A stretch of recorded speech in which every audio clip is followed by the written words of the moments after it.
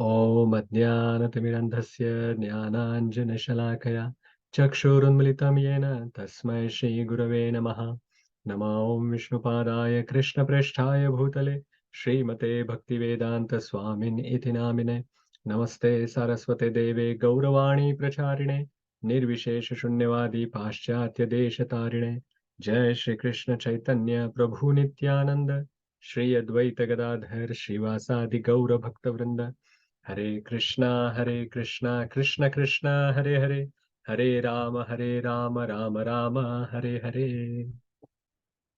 Hare Krishna. So welcome back. We had a break last week because we were celebrating Janmashtami. So we'll be back to Lord Krishna's message. So till now, we have covered the first section of Lord Krishna's message, where he's talking about we are not this body, but we are spirit souls. So we are in the second chapter, contents of the Gita summarized, and we have covered till verse number 30 till now. So in this section, which I'm talking about, the section of verse number 11 to 30, Lord Krishna was talking about we are not this body, but spirit soul. Body is temporary and the soul is eternal. And no matter how hard you try to kill the soul, he mentioned to Arjuna that you won't be able to harm the soul. And no matter how hard you try to save the body, you will not be able to protect the body. So soul cannot be harmed and the body cannot be saved. So why then give up your duty in order to save the temporary body? And when the real person cannot be harmed at all. And in fact, the person, once he gives up this old body, he will get a new body. Just like when we change the cloth and we give up the old shirt and put on the new shirt, similarly, the soul after death will give up this, at the time of death, they will give up this old body and they will be given a new body. So it is a joyous occasion as such. But Arjuna would say that, but anyway, the person may be getting a new body or may get liberated. But from my perspective, I'm attached to the current body of this person. And because of that, I will feel unhappy. So Lord Krishna is saying for him that anyway, this is inevitable. In the material world, no matter how hard you try to save the body, you will not be able to save the body, and sooner or later, the body is going to die. And such inconveniences are going to happen in the material world. And they are like summer and winter season. They will come on its own accord. So this duality, and that is why this duality in this material world needs to be tolerated. This birth and death, and good health, bad health, all of these things we have to tolerate, heat and cold. And what happens if we tolerate it? Lord Krishna says that you become fit for liberation. So thus Lord Krishna is actually mentioning to Arjuna that this compassion that you are having for body or bodies of, or the material bodies of your relatives and friends is inappropriate. You should actually do your duty. And in that way, asked Arjuna to focus on the soul and not on the body, and thus continue to do his duty of protecting. Kshatriya is protecting the innocent people. And thus he has to protect the principles of dharma as well. And from here onwards, then, after speaking like this to Arjuna and thus addressing his first reason for not fighting, which is compassion for the body. So he mentioned that, first of all, you're not this body, you're spirit soul. You will not be able to protect the body, but and you will not be able to harm the soul. And that way he has addressed it. And now he's going to move on to the second reason that Lord Krishna heard from Arjuna, which was about enjoyment. That Arjuna mentioned to Lord Krishna that how can I enjoy if all these people who are in front of me, if they die on the battlefield, then all this opulence that I will get, I'm supposed to enjoy with them. So he's talking about his own enjoyment. Now the compassion argument as well as enjoyment argument, both are on the bodily platform. So in compassion, he was actually thinking about I will lose these relatives and friends. Basically, the material bodies will be destroyed. And in enjoyment as well, he's talking about his own enjoyment. So Krishna is now actually trying to mention to him, if you're worried about your own enjoyment, I will let you know that how to enjoy. So through the process of dharma, how you can enjoy. And this is not the highest principle that Lord Krishna is going to mention to Arjuna. It is the first step on the when you start taking the spiritual path. And it is a path of karma kanda. So you do some activities with the purpose of your own enjoyment. You want to do the action, but at the same time, you want to enjoy the results of it. So this is what Arjuna asked. So on the same level that Arjuna asked this question, Lord Krishna is going to respond to him from verse number 31 to 37. This thought process goes on. And in these 7 verses, then Lord Krishna answers the argument of enjoyment. So let us start.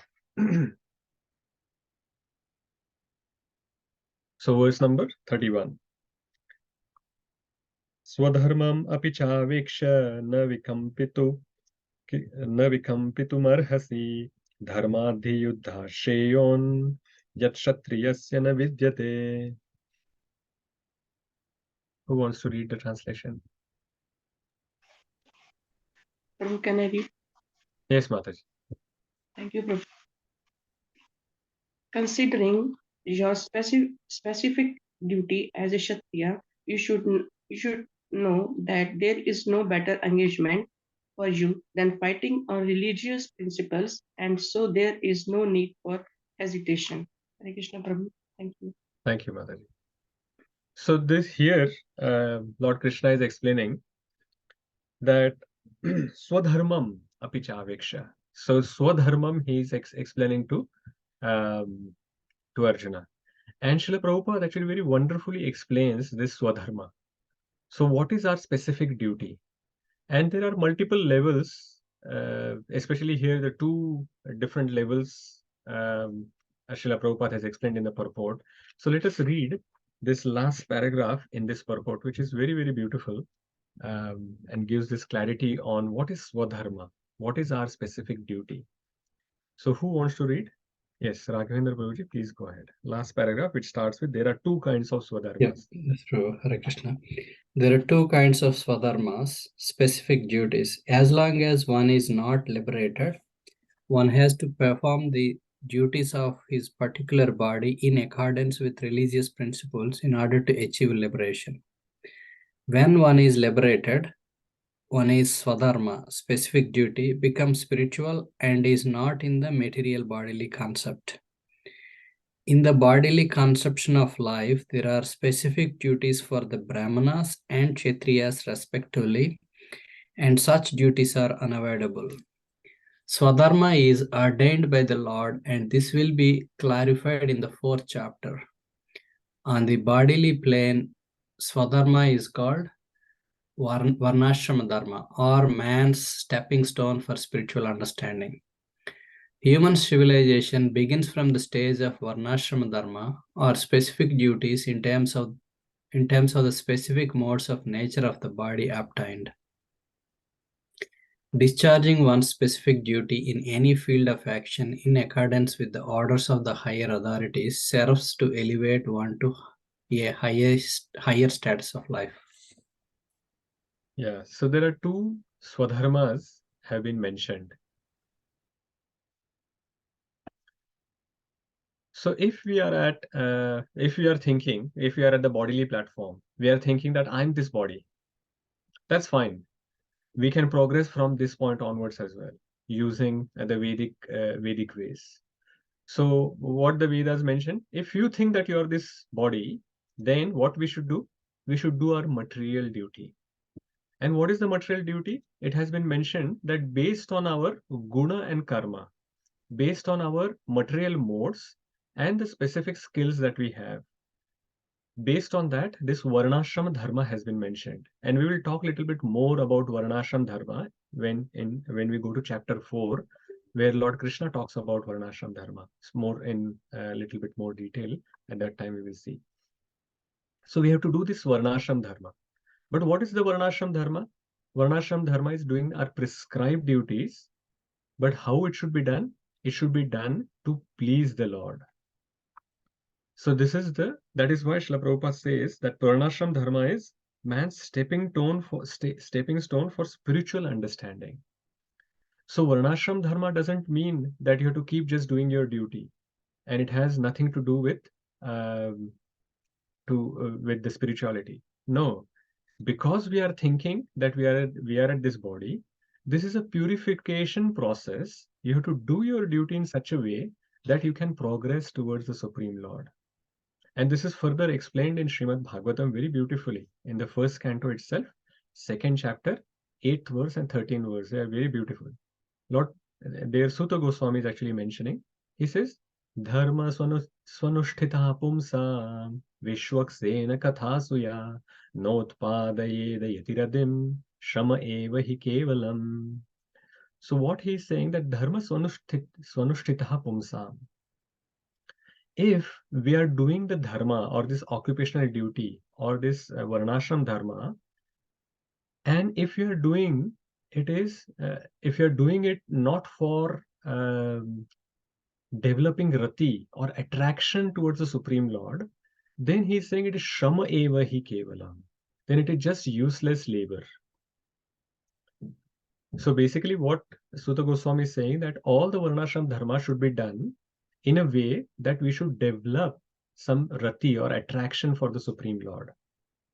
So we have to do our varnashram duty to connect ourselves to the Supreme Lord.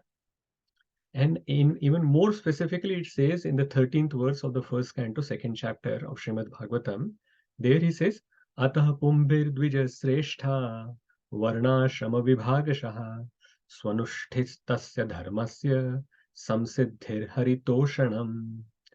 So he's saying here that varnashrama vibhagashaha, with this discharge of prescribed duties based on one's occupation, varna and ashrama, how it has to be done? It should be done for samsiddhir haritoshanam. It has to be done for pleasing the Supreme Personality of Godhead. So the whole point of giving varnashram dharma in our scriptures is to actually slowly but steadily move towards the Supreme Personality of Godhead. So we have to develop love for Krishna and understand that we are not this body but the spirit soul, but we are not there yet. So we are here and we want to actually go from this understanding that I'm not this body to spirit soul. So our understanding currently is I am this body, but we have to go to this understanding that I am the spirit soul, and we can actually traverse that path by doing varnashram dharma. But if you have reached there, then what do you do? Now you have reached to a stage that you understand that I am the spirit soul. So what should we do? In that situation, if you consider that I'm a spirit soul, then do the spiritual duty instead of doing material duty. And what is that? It is Sanatan Dharma. And what is the Sanatan Dharma? Sanatan Dharma is to serve the Supreme Lord. Sanatan Dharma is the dharma which no one can take away from the spirit soul. So originally, the soul is part and parcel of the Supreme Lord. And the original dharma is to actually serve. Just like the original dharma of sugar is always to be sweet. Original dharma of chili is always to be hot or spicy. Similarly, the original dharma of a soul is to always serve. And that is what actually we are always doing without even understanding that we are doing service. So as an employee, we are serving the employer. At home, we are serving the spouse or the children or the parents. We are serving our friends. And if we are not serving anyone, then we are serving our own body, our own senses. So we are always trying to serve. So this is our inherent quality, and that is our inherent dharma. But when we understand that our dharma is to serve the Supreme Lord, not all of these people, other things that we are trying to serve, then that is the perfection. And then we start serving the Supreme Lord. So here it is mentioned that Arjuna, you're thinking about enjoyment. That means your own enjoyment. That means you're still thinking about your uh, material level. You're still considering that you are this body and you want to enjoy yourself. Then you should do your varnashram dharma. And what is your varnashram dharma? Your varnashram dharma is to be a kshatriya. Yeah, actually, in the first 2, 3 lines, Srila Prabhupada also defines who is a kshatriya. So let us read those in that purport. Someone wants to volunteer to read the first 3, 4 lines of the same purport.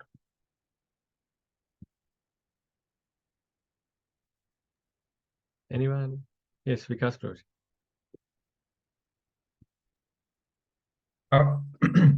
Out of the 4 orders of social administration, the second order for the matter of good administration is called Kshatriya. Kasat means hurt. Kshat. Shat means hurt. One who gives protection from harm is called Kshatriya. Triyate, to give protection. Yeah, that's enough. So kshatriya actually is coming from 2 words, kshat and trayate. Kshata means harm and trayate means to give protection. So kshatriya is the person who's giving protection from harm to innocent people. So that is the duty of a kshatriya. That is why kshatriyas are training on these various different weapons and whatever. It is not for showing their own prowess. Main idea is you have mode of passion within you. So utilize that mode of passion in a way that you can protect the other people. So that is the duty of kshatriya. So if you think that you are this body, then you have to do your varnashram dharma. And your varnashram dharma is you're a kshatriya. So you have to fight. And fighting for protecting the people. So that is how Lord Krishna is explaining to Arjuna that even if you are at that material platform, you have to continue doing your material duty, which is to be a kshatriya. And Srila Prabhupada explains this very nicely in this lecture that he gave in London in 73. Who wants to read this paragraph on the screen? I will, Prabhu. Yeah, Neeraj Prabhu. Shanti Mataji, you can read the next translation. Hare Krishna Prabhu. Krishna says to Arjuna, there are many things beyond the bodily concept of life. But if you are still thinking that you are in the bodily concept of life, then as a Kshatriya, it is your duty to fight. Krishna putting Arjuna in a dilemma. This way or that way, you have to fight. If you think that you are not in the bodily concept of life, then it is my order. You must fight. If you think that you are in a bodily concept of life, then you are a Kshatriya. You must fight. Either way, you have to fight. This is Krishna's conclusion. Yeah, very good point, isn't it? So Srila Prabhupada is saying, if you are at the material platform, then it is your duty to fight. You're a Kshatriya. And if you're not on the material platform, you're on the spiritual platform, then you understand that you are my servant. You are a spirit soul. I am the Supreme Lord. You understand that you are my servant. Then you have to do what I say to you. So I am giving you the order that you should fight. So either way, if you are on the material platform or the spiritual platform, you have to do what I'm telling you to do, which is to fight. So this is how it is Krishna's conclusion that you cannot escape from fighting. So what can we learn? That we must do our duty to please the Supreme Lord. So currently, most of us are on the material platform. We are just still trying to understand that we are not this body, we are spirit soul. Sometimes we have understood the theory, but it has not yet been realized. We theoretically understand that we are not this body, we are spirit soul, but we still do not understand completely how to behave on the spiritual platform, how to behave when we understand that we are the spirit soul. So at that time, what we should do? We should do our duty in a way that we can please the Supreme Lord. And how to do it? Lord Krishna will keep explaining throughout the Bhagavad Gita how we can actually keep doing our duty so that we can please the Supreme Lord. There are multiple ways that we can connect to the Supreme Lord. And immediately the next section, which is starting from 38 onwards, there is one of the ways that Lord Shri Krishna will start explaining. But just for at this point in time, let's understand that whatever work that we are doing, we should try to do to please the Supreme Lord. Okay. Now, from verse number 32, this verse and the next verse is actually explaining what benefits Arjuna is going to get by fighting. So let's look at the 32nd verse as well now. Yadruchaya chopapannam swargadwaram apavritam sukhina kshatriya partha labhante yuddhamidrisham. Yeah, Shanti Mataji, you had it. O Partha, happy are the Shastriyas to whom such fighting opportunities come unsought, opening for them the doors of the heavenly planets. So what is the benefit mentioned here? So in the 31 and 32, it is mentioned that by performing prescribed duty, one gains material enjoyment. And what is happening? If you win, you get an unrivaled kingdom on earth. So suppose Arjuna fights the war and he wins. Then what happens? That he has won the kingdom on the earth. But so suppose if he loses, that means he has died now on the battlefield. So what happens for a Kshatriya? Kshatriyas who are fighting on the battlefield, yadruchaya, especially this word is mentioned, where the battle comes on its own accord. It is not that I want to go to heavenly planet, so I just go and fight with someone and die, and then I'll go to heavenly planet. It is saying yadruchaya, on its own accord, if it is coming. And in Arjuna's case, he has tried to avoid the war as much as possible. So Yudhishthir Maharaj and all the Pandavas, they have tried their best to avoid the war, but still it was not possible to stop it. So in that situation, now they are on this battlefield to fight this war. So if he wins, he's going to get the entire kingdom. But if he loses, any Kshatriya who dies on the battlefield, there, in that case, then because he was doing his duty and then he has left his body, they actually advance to the heavenly planet. Now, is Krishna glorifying that we should go to heavenly planet? Not really. That is not the highest. And Lord Krishna actually mentioned many further stages further in the Bhagavad Gita. But at this point in time, he's just introducing this first step in God realization, which is Karma Kanda, where people are thinking about their own enjoyment. And at that time, Krishna is saying, okay, even if you're thinking about your own enjoyment, why don't you actually do something as mentioned in the Vedas? So do some pious activity. And that way you will come closer in a way, indirectly, but you will come closer to me. So for devotees, heavenly planet is nothing interesting, because heavenly planet is still part of the material world. So we are still going up and down in the material world itself. So the devotees, and especially the bhakti yogis, they are not interested in going to heavenly planet. Even they are not even interested in getting liberation. They are, sorry, I actually forgot to show the slide. So this is what I was talking about. So they are not even interested in mukti or liberation, because their goal is to actually go to the spiritual world and serve the Supreme Lord. So their goal is to develop love for the Supreme Lord. But because Arjuna was talking about material enjoyment, that is why Krishna is explaining to him how you can get material enjoyment. So he will get material enjoyment by fighting the war, by doing his duty. And while doing his duty, if he wins, he gets material kingdom. Even if he dies, still there is no loss. He is going to go to the heavenly planet. So from next verse onwards, next 4 verses, 33 to 36, Lord Krishna is going to explain to him what is the loss in these two verses, he has talked about benefit of fighting, but what he will lose if he doesn't fight and he doesn't do his prescribed duty. What will happen? So we'll start explaining that from verse number 33 onwards. अथ चेत्त्वम् इमं धर्म्यं संग्रामं न करिष्यसि ततः स्वधर्मं कीर्तिं च हित्वा पापं अवाप्स्यसि. Yes, Vibhor Prabhu, please go ahead.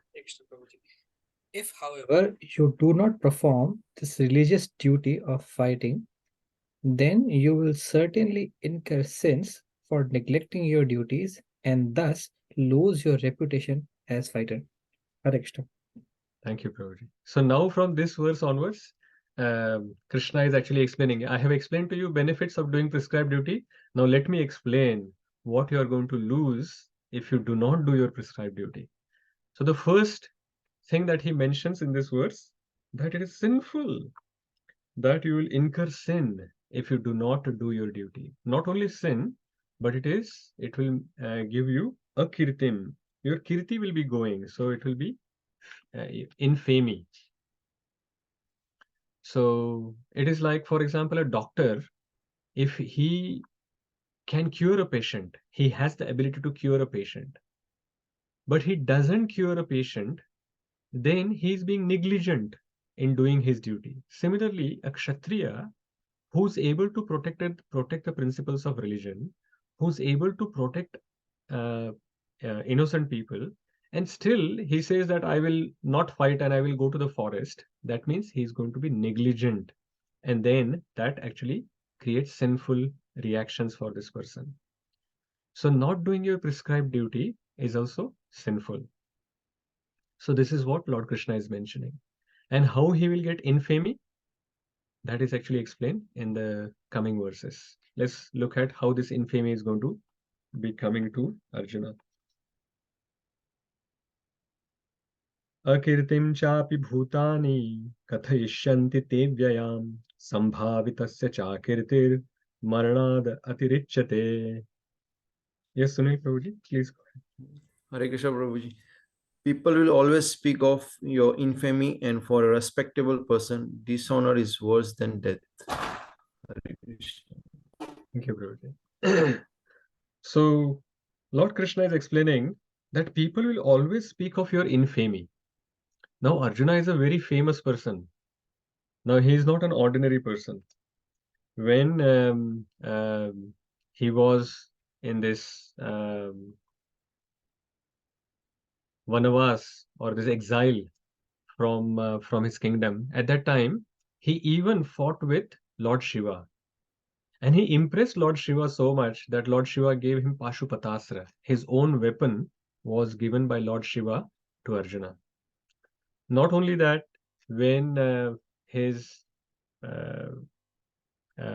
like Indra, who is his father, so when he wanted some help, Arjuna went to heavenly planet in his own body, and then from there he actually fought a war and then killed demons and helped Indra to actually win that battle.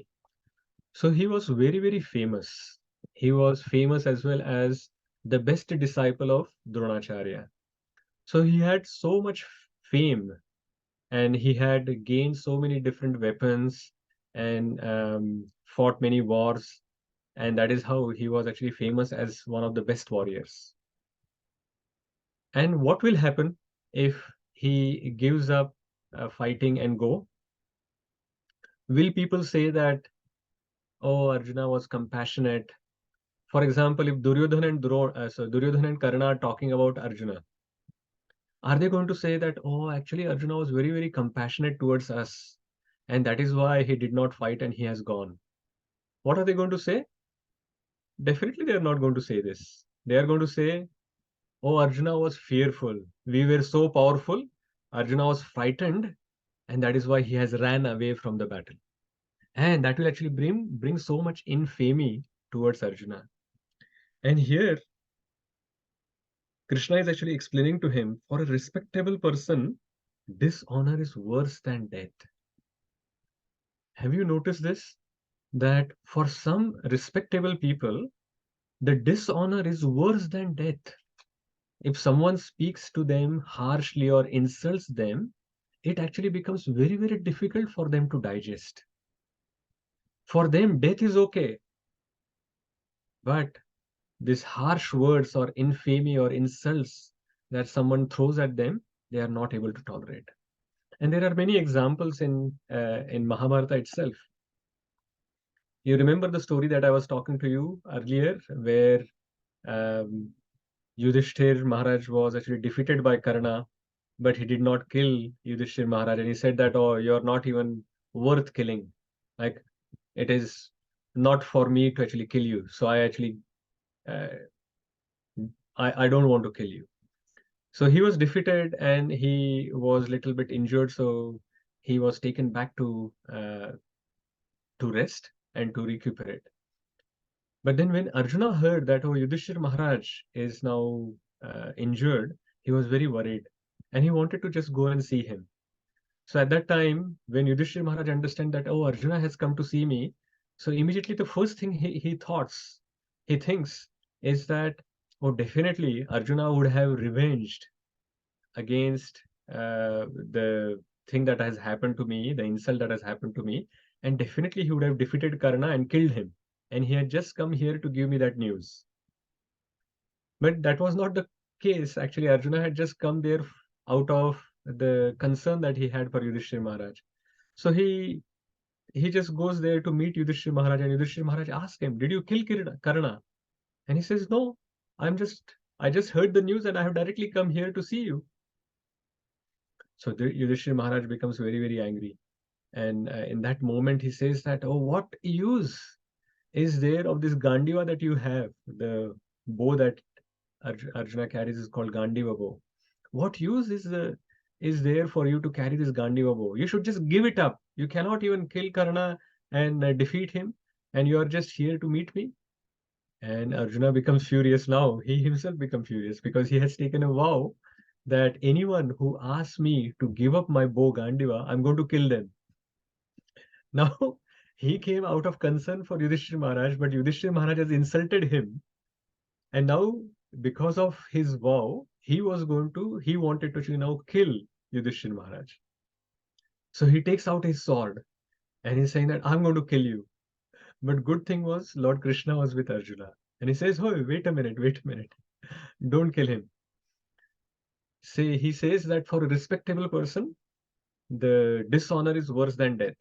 So if you really want to kill, then you don't have to use any weapons. You just use some harsh words against him.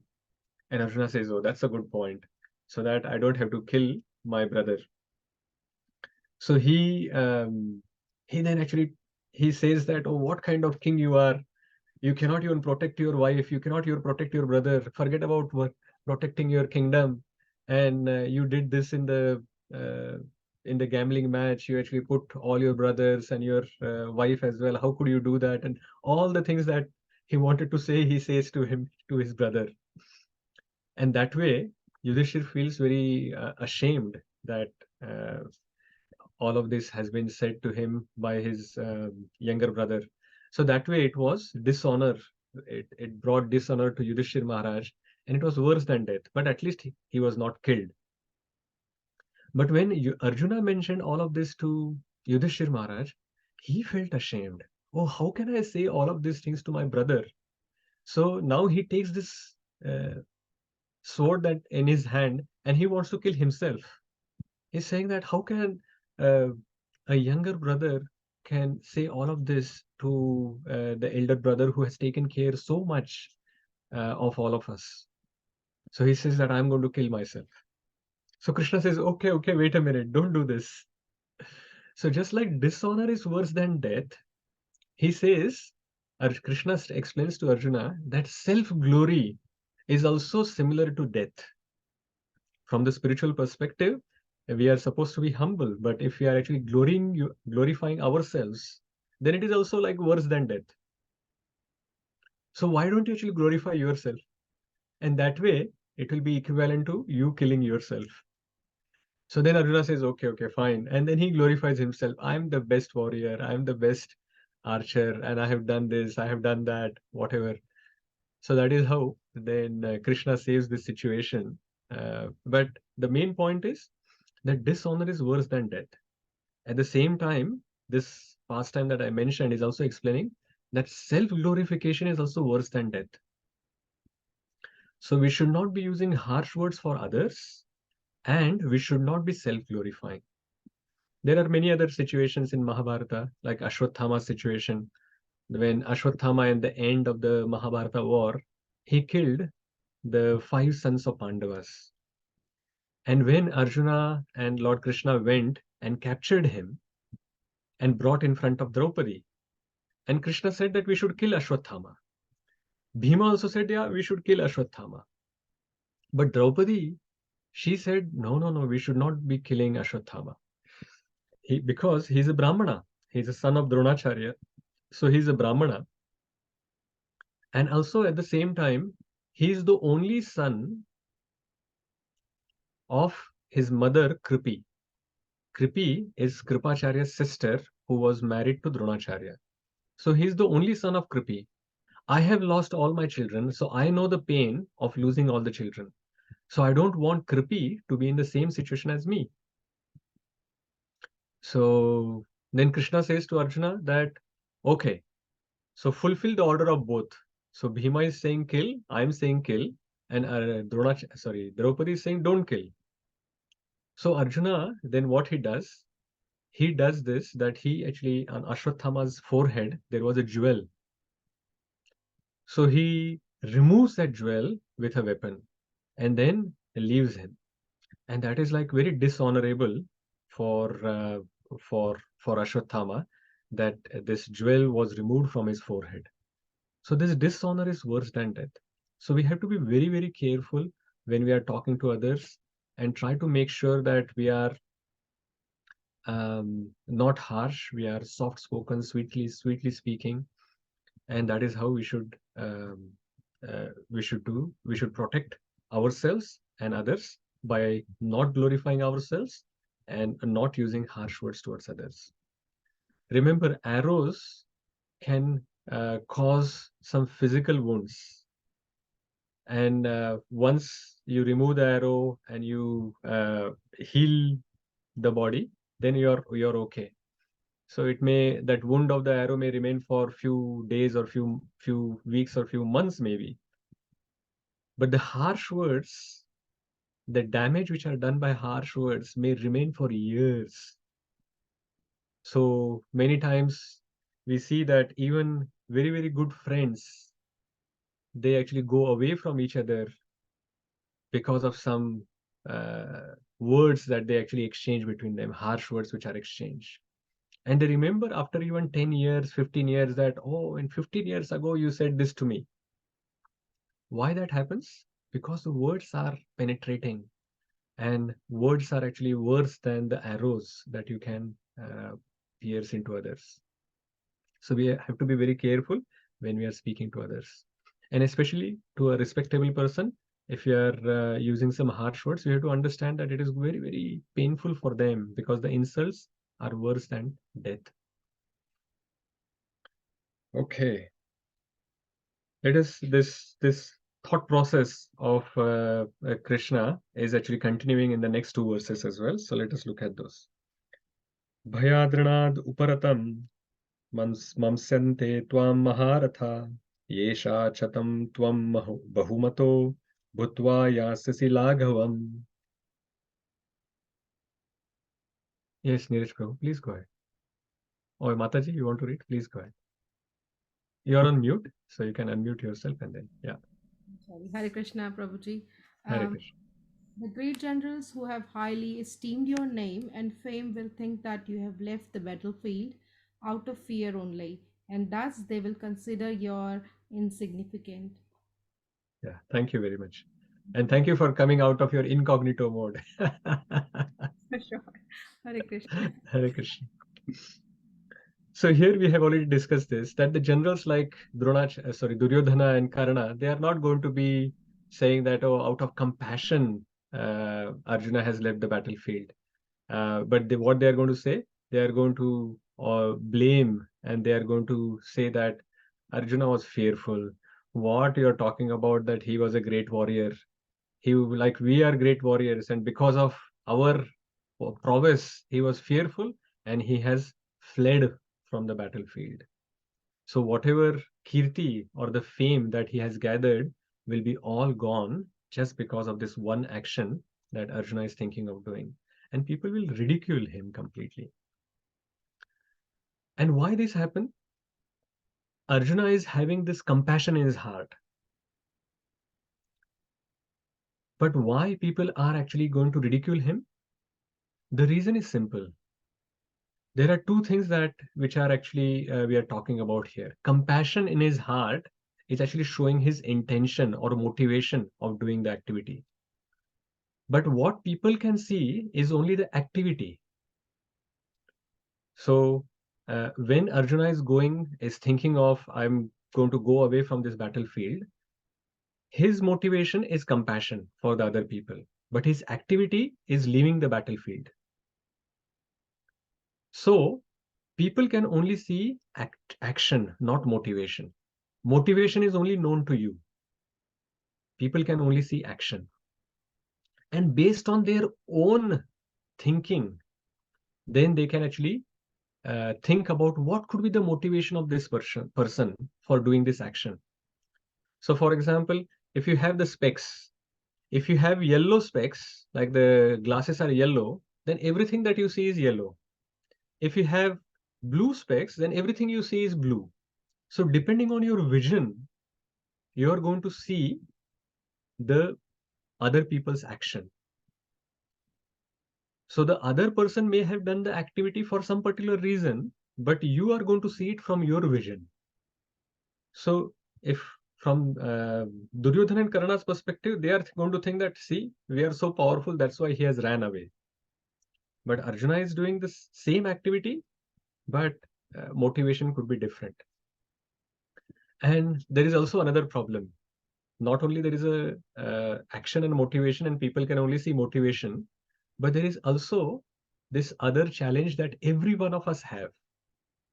And that challenge is, when we see others' mistake, we become a judge. And when it comes to our own mistake, we become a lawyer. And what is the difference? Judge is immediately says, for example, if someone is sleeping little longer, then we immediately say, that person is lazy. So we are like judgmental towards others. We are not giving them benefit of doubt. But when it comes to our own problem, say suppose we sleep little longer, then we can say, as a lawyer, we are trying to defend ourselves. We will say, oh, I was actually doing so much service yesterday. Janmashtami was so tiresome. There was so much service. And I required a little bit of rest for my body. The other person is lazy, but you required a little bit more rest. We don't say that, oh, other person was also requiring more rest and I am lazy. It is always the other way around. So we always have this mentality that we are judge for others and lawyers for ourselves. And the other problem is we only can see action of others and we cannot understand the motivation because of which the people are doing that activity. So we have to be careful. So we have to be careful in a way that we should not be judgmental of others' action. We should always give them benefit of doubt. And at the same time, for our own actions, we should be very careful. So it should be the other way around. We should be a judge for your own action, and we should be a lawyer for others' action. Is that making sense? Okay. So same thought process is continuing to the next verse, and then we will see some teachings from these verses that we have seen. Avachavadansh bahun vadishyanti tavahita nindantastav samarthyam tato dukkhataram nukim. Amender Prabhuji, you had raised your hand some time ago. Do you want to read? No, I want to ask a question, Prabhu. Oh, no, it was actually Parminder Prabhuji I was asking. I will come back to your question, Raghvendra Prabhuji. Sure, Prabhuji. Hare Krishna, Prabhuji. Hare Krishna. Your enemy will describe you in many unkind words and scorn your ability. You could be more. What could be more painful for you? So he's just reminding what could be more painful, and people are going to talk about very harsh words against you, unkind words, and scorn your ability, that you are not like a good warrior. So they will scorn your ability, and all your fame will be gone, and they will be ridiculing you. So what could be more painful? He is reminding, and that is how he has actually explained the losses of avoiding the prescribed duty of fighting. So he'll incur sin, it will cause infamy, it will bring dishonor, which will be worse than death, and people, he will actually have to go through the ridicule of the society. So that is how Arjuna has been told by Lord Krishna. So what can we learn from this discussion that we have had till now? So two things. One, the harsh words can cause a lot of damage, and we discussed that how arrows can be even less painful than the words. Harsh words are even more penetrating than arrows. So harsh words can cause a lot of damage, and for a respectable person, it is worse than death. So we need to be very careful while speaking. That is one. And then we talked about this tendency that we have of being a judge for others and being a lawyer for ourselves. So we should avoid the tendency. So we should not become a judge for, we should not become judgmental. We should, when by seeing some action, we should not be actually thinking about what could be their motivation from our own perspective. We should always give them benefit of doubt. But for our own faults, we should be very stricter so that we can make some progress. Is that making sense? Okay. Raghavendra Prabhuji, what was your question? Hare Krishna Prabhu, just a simple question. Other part of Bhagavad Gita talks about you need to take the honor and dishonor in the same vein as. Yeah. Well, here, It is, Krishna. Yeah. absolutely. Very good question, Prabhuji. So, Krishna is going to actually advance Arjuna step by step. So now he's explaining this karma kanda level, where he's saying, do your duty so that you can enjoy the results. But immediately, if we will see, if time permits, we are going to see verse number 38 as well today, if possible. There, Krishna immediately changes the gear and he talks about karma yoga. So he hasn't talked about yoga yet. But when he starts talking about it, he will say that, oh, forget about honor, dishonor, fame, infamy. And if you do a duty without thinking about all of this, then you will be successful. Then you will connect with me.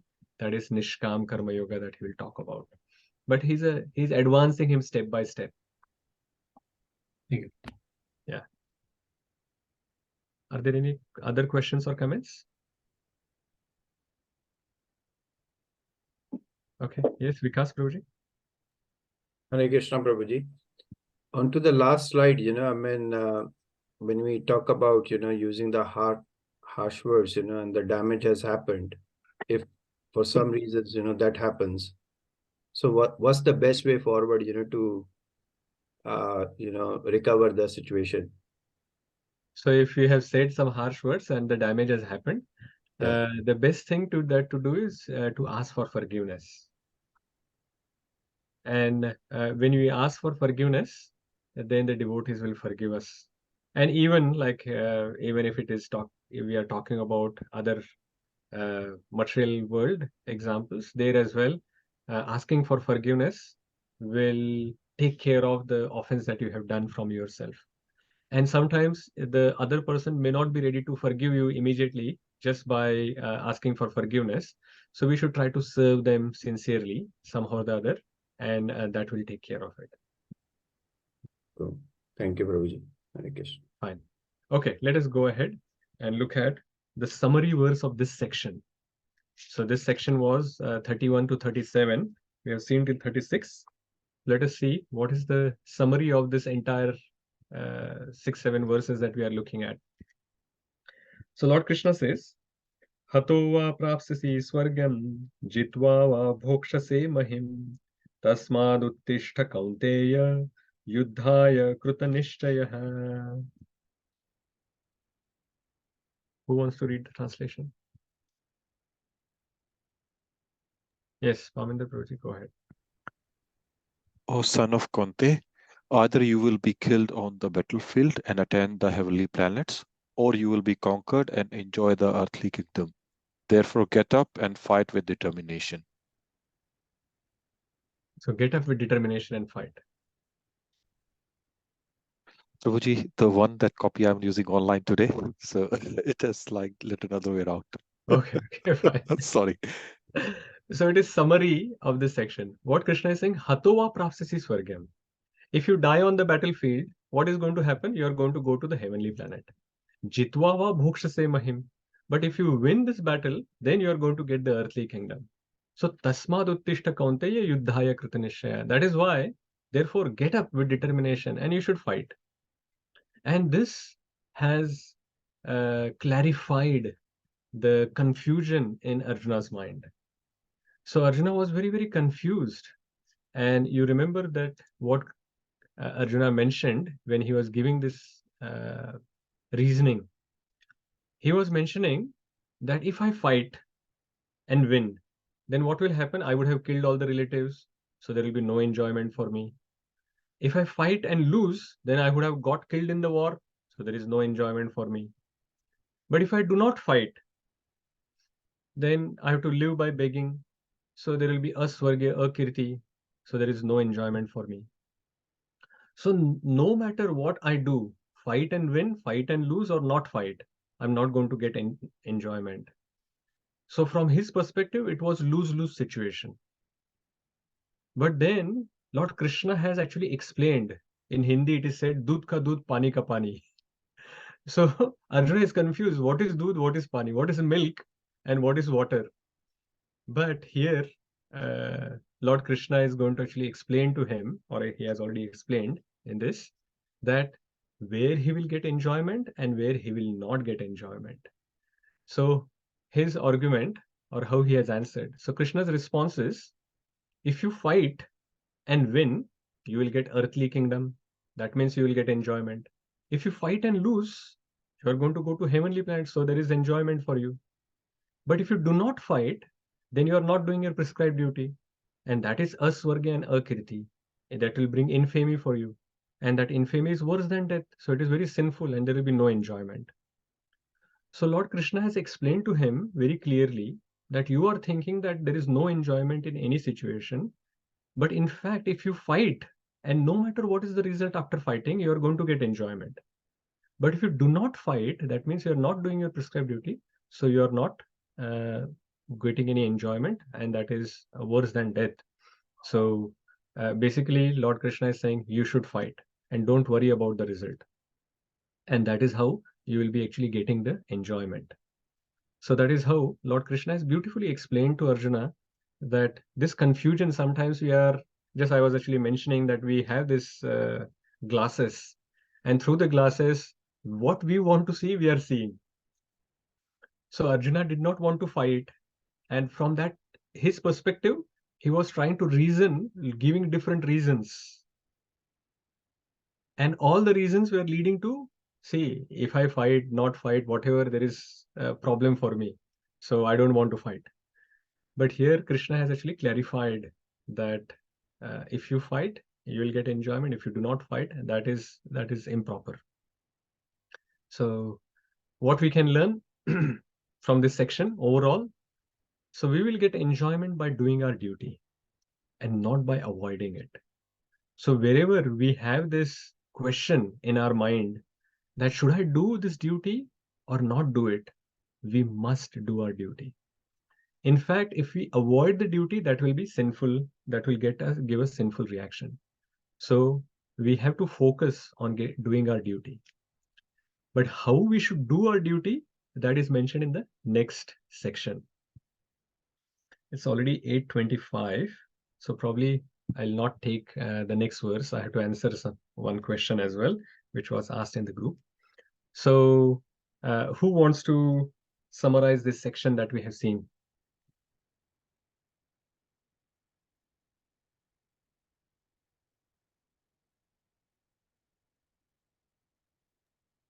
Prabhu, I'll have a go. I'll have a go. Yeah, go for it, Mataji.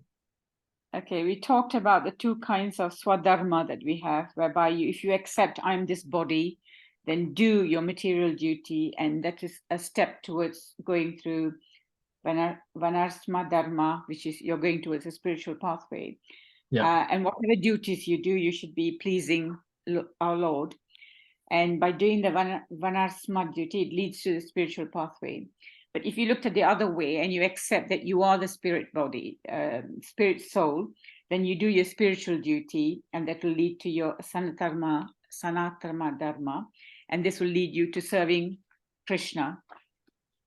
We also then looked at the definition of a Shastriya, and his function is basically to give protection from harm. So here Lord Krishna was explaining all of these things to Arjuna to sort of say that Arjuna had doubts and was giving all these various reasons of not wanting to fight.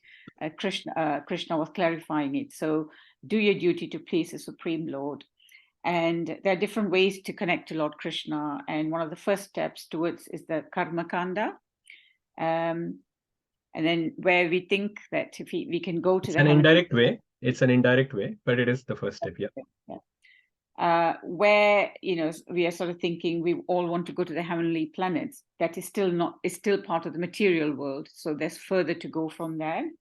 Then we looked at all the benefits of fighting, where Lord Krishna was explaining the pros and cons to Arjuna for fighting and not fighting. And we looked at there are losses if you don't fight. There are losses of avoiding the prescribed duty, and you gather sin and you have infamy. You get dishonored, and then self-glorification is also similar to death. So we were looking at that. You'll be ridiculed if you don't fight. The other thing we looked at, human beings, we have a nature of judging others, but then we have a different way of looking at our own ways. So to really avoid that. Other thing is we looked at when we're talking, the use of your words, choice of words, which can be quite harmful. So if such a thing has happened, then you should be able to apologize and ask for forgiveness. And for a respectable person, words are more harmful than death itself. So to be aware of that. Again, and to not be judgmental. And basically, where Arjuna had a lot of confusion at the beginning about wanting to fight or not fight, Lord Krishna clarified it. So Arjuna was clear in his head why he had to fight and what are the benefits of fighting. I think that's how far I got. That's very comprehensive summary. Thank you, Mataji. Thank you. Well done. Okay. So are there any questions or comments about today's session before we look at the question which was asked in the group?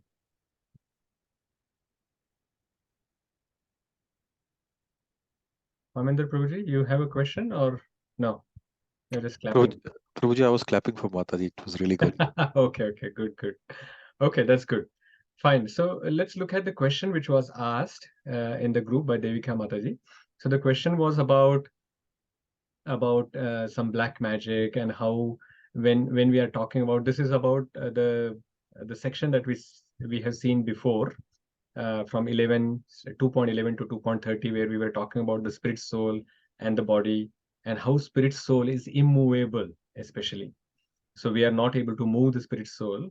So the question she asked that how some people who are doing black magic, they are able to actually control the soul and do something. So first of all, let us look at the basics. So what we talked about was that we are having multiple levels of bodies. So there is a spiritual body, which is the spirit soul. Then there's a subtle body, which is mind, intelligence, and ego. And then there is a gross body, which is made of Pancha Mahabhutas, earth, water, fire, air, ether.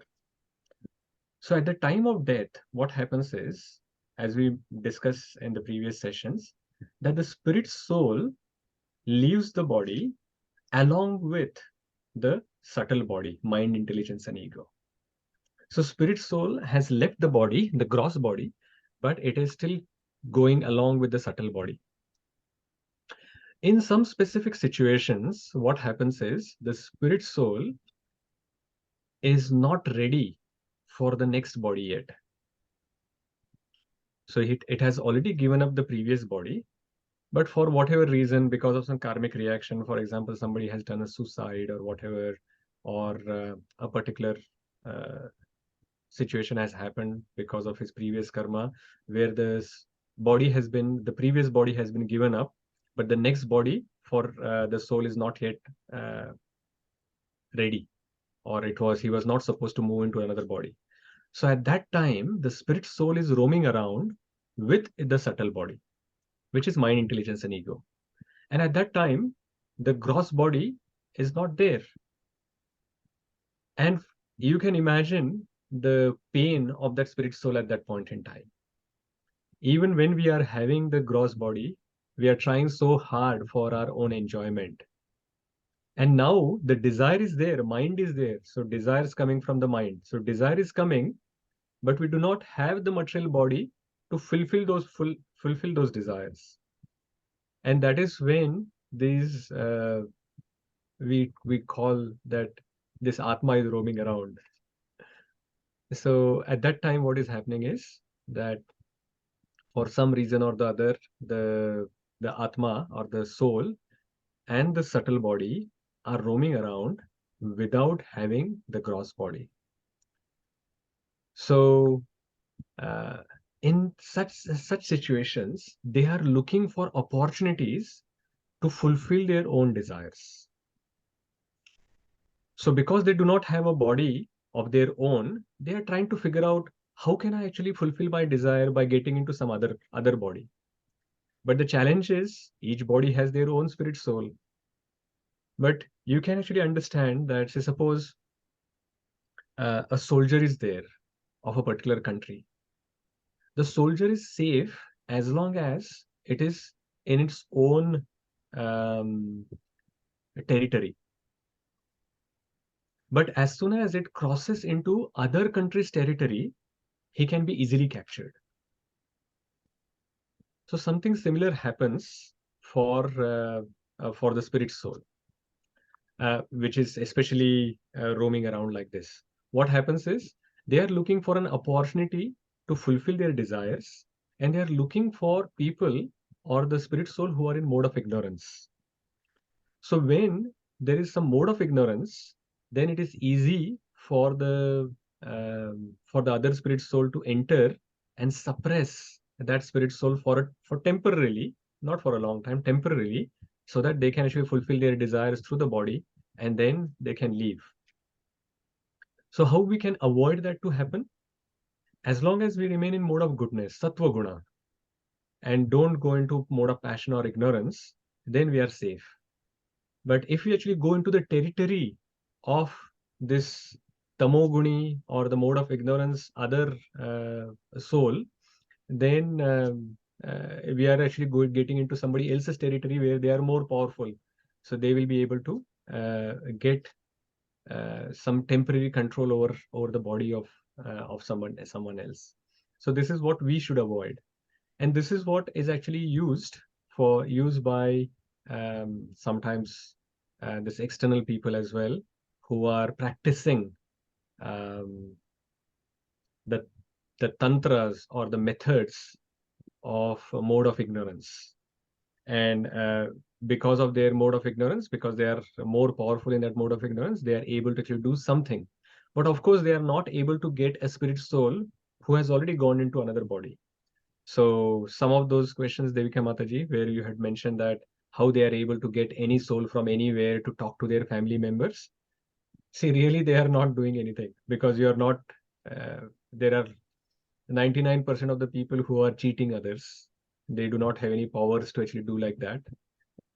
Only in some specific cases where the soul is still roaming around, possibly they are able to actually talk to them and if they have the ability to do it, then they will be able to talk to them and get some questions answered. But otherwise, if the soul has already gone into another body, it's not possible for them to actually get there. And how immovable soul is able to do this? It is actually getting controlled by their own desires. So when they are actually moving around or they are actually going into another body, the original soul remains in that body. They are just overpowering it for a little while, and they are trying to fulfill their own desires. Is that like the entire thing that I have discussed, or was there any other part of the question that I still haven't answered? No, thank you, Prabhuji. I think there are some experiences from my family which I have heard about and which have been a bit disturbing to our family members. Um, Maybe I will share about those things some other time, but Sure. yes, I have understood the crux. Yeah. Okay. The principle I have explained to you. Yes, yes, yes. Thank you, Okay. Prabhuji. Thank you. Fine. Hare Krishna. Hare Any other questions or comment related to what I just mentioned?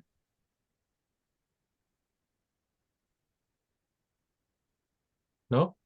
All right. Then we will close the session here. Srila Prabhupada ki jai, Srimad Bhagavad Gita ki jai, Hare Krishna.